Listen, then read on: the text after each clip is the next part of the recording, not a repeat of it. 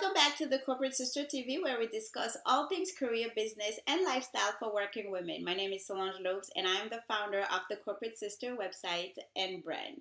In today's episode, we are discussing the big S word. And no, it is not what you think. It is simplifying, or how we as working women can simplify our work, whether it's in our careers or in our businesses. One thing we all have in common is a full plate of things to do, deadlines to meet, commitments and obligations to attend to on all fronts, but especially in our work, in our careers, or in our businesses. And considering everything that needs to get done and is due yesterday, how do we go about simplifying our work without sacrificing productivity, efficiency, fulfillment, and just general happiness, instead of being constantly frustrated, frazzled, and not satisfied with our career or business progress in general? Well, it starts with one, understanding you, understanding yourself. We all work differently, and the big mistake that we all tend to make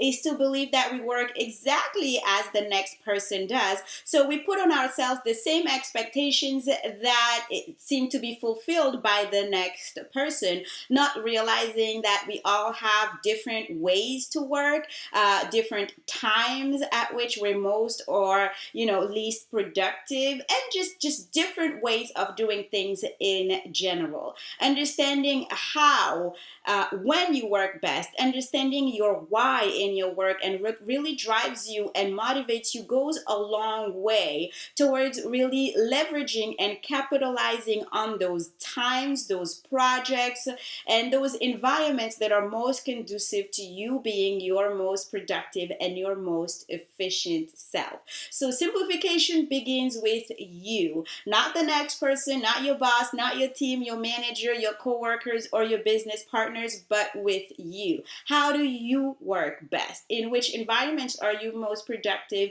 and efficient? What times are best for you? What projects bring out the most creativity, the most intelligence, dedication, and just motivation and inspiration in general out of you? Understanding these things will really help you hone in on those times, environments, projects, assignments that are best for you, and focus on them so you can have the more results and the more impact. Which takes us to point number 2, which is to work by impact. Simplification is also a matter of understanding how much impact what you do has. A lot of times we scatter ourselves in a gazillion different directions, trying to do a gazillion different things that end up having zero impact on our results, on our productivity, on our efficiency, and on our happiness and sense of self-worth and fulfillment in general. So look at your to-do list. Do you have 100 different tasks that are going in 100 different directions and end up having minimal impact on the goals and objectives that you're trying to achieve? And how can you take this massive, heavy, overwhelming, and quite frustrating to-do list and turn it into something shorter, more focused, more targeted, but also more impactful? So it begins with asking yourself, what is it that you do that has the most impact on the goals and objectives you set for yourself? Those should be your focus. Once you've established your focus, it's easier to take out everything else that's kind of peripheral and does not help you have the most impact on those goals and objectives. So work by impact.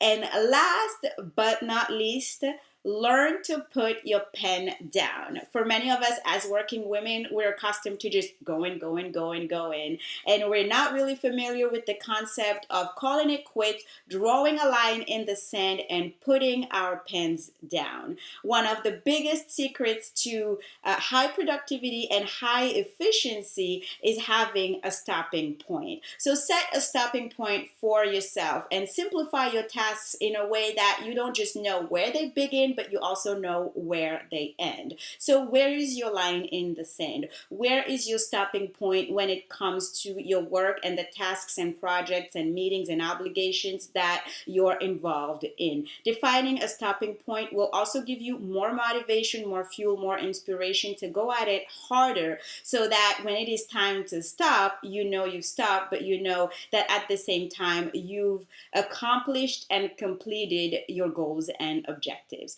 So these are a few tips that I wanted to share as far as simplifying our work in general, whether it's in our 9 to 5 or in our side hustle or in our full-blown businesses in general. What other tips would you add to these in terms of simplifying your work? For more tips on career, business, and lifestyle topics for working women, check out my blog at www.thecorporatesister.com. Thanks for watching, and I'll see you on the next video.